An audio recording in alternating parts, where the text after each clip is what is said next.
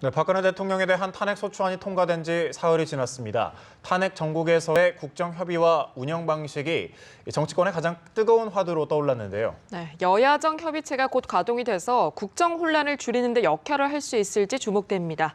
네, 이와 관련해서 정치부 김혜영 기자와 자세하게 짚어보겠습니다. 안녕하세요. 안녕하세요. 네, 방금 전에 기자 연결해서 들어봤는데 여야 3당 원내대표가 회동을 하고 여야정 협의체 구성 등에 대해서 오늘 논의를 하죠. 네, 맞습니다. 예. 오늘 새누리당과 더불어민주당 그리고 국민의당은 오늘 오후에 원내대표 회담을 열 예정입니다. 예. 이 자리에서 임시국회 일정과 더불어서 협의체 구성에 대해서도 논의를 할 예정인데요.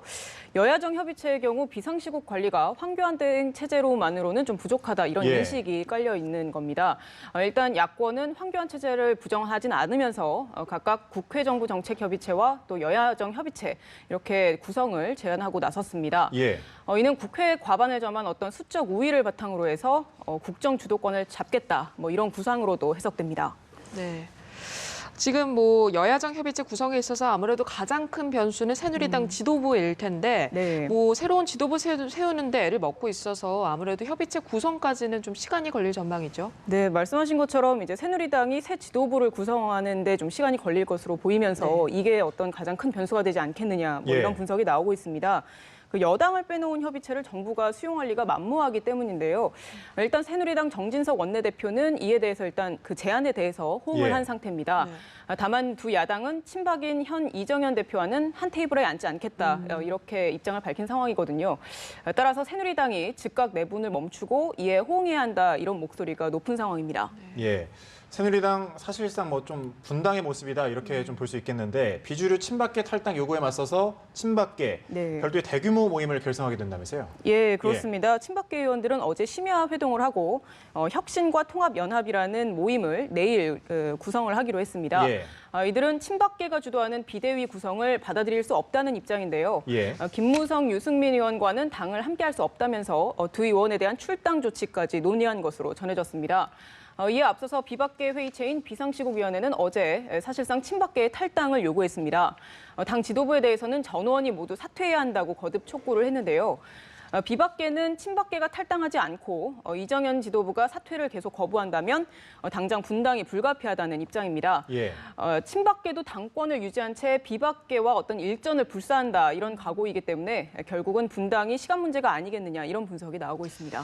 네, 그런데 사실 이 친박계는 탄핵 이후에 즉각 이선 후퇴할 것이다 이런 전망이 많았었는데 오히려 친박 중심의 구당을 결성하기로 합의하고 강경 모드로 바뀌었습니다. 그 배경이 좀 뭘까요? 네, 친박계는 아무래도 지지층 여론이 박 대통령에게 우호적으로 돌아서고 있다 이렇게 판단을 하는 것으로 보입니다. 탄핵 찬성자에 대한 역풍이 분다 이렇게 보는 시각인 것으로 보이는데요. 영남권 중심의 여론이 반등하고 있다는 판단 아래 이른바 TK 자민련으로 훗날을 도모하려는 것 아니냐 이런 분석이 나오고 있습니다. 일부 친박계 의원은 언론과의 인터뷰에서 자체 조사한 결과 TK의 새누리당 지지 여론이 40%를 넘었다 이렇게 주장을 했는데요. 탄핵이 가결된 상황에서 당 주도권마저 내놓으면 패적으로서 어떤 내몰릴 수 있다 이런 위기감이 크게 작용한 것으로 보입니다. 그런데 야권의 여야정 협의체에 대해서는 약간 좀 우려의 시각도 있습니다. 일방적으로 또 정책 의견을 제시하고 또 관철하려는 의도가 아니냐. 이런 해석도 좀 나오는데요. 예, 맞습니다. 그 야권이 기존 정부의 정책을 무조건적으로 좀 폐기하려고 드는 것 아니냐 이런 우려가 제기되고 있습니다. 문재인 전 민주당 대표는 어제 박근혜표 정책의 집행을 당장 중단하는 것을 시작으로 국가 대청소를 통해서 촛불 혁명을 완성하자 이렇게 주장을 했습니다. 이는 사실상 기존의 정책들을 무력화해야 한다는 입장과 궤를 같이 하는 것으로 보이는데요. 민주당은 국정교과서 정책과 또 한일 위안부 합의에 대한 폐기를 주장하고 있습니다.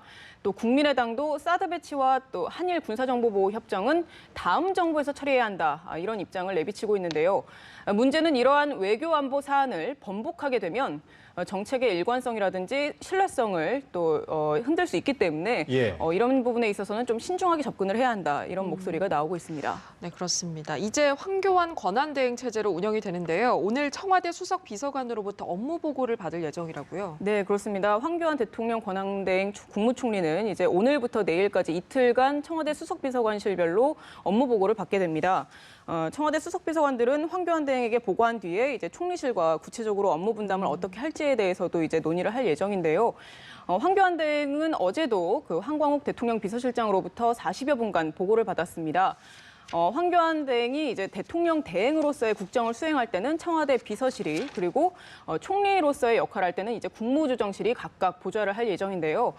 구체적인 업무 조정은 이석준 국무조정실장과 또 강석훈 경제수석이 양측 채널로서 이제 협의를 진행할 예정입니다. 네, 박근혜 대통령이 탄핵 소추를 당한 지 사흘째입니다. 네. 지금 직무 정지 상태죠. 박근혜 대통령 좀 근황은 어떻습니까?